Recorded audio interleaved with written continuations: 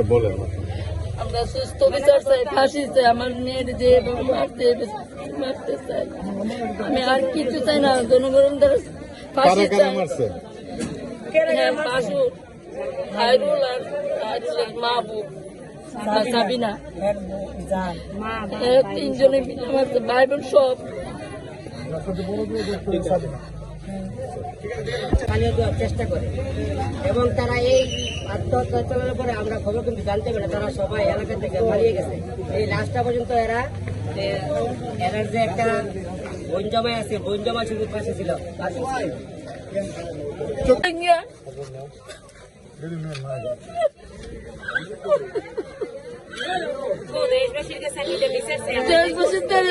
বিচার চাই, কঠিন মানুষ শাস্তি পাও, ফাঁসি চাই, আমরা আর কিছু চাই না।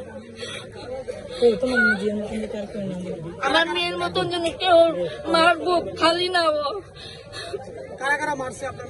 আমার মেয়ের মারছে স্বামী, বাসুর, জাল, সবাই মিল্লা মারছে, চক্রান্ত করে মারছে। কেন মারছিল? না ধরছে দিকে একবারে আমার মেয়ের গুণ করে ফেলেছে।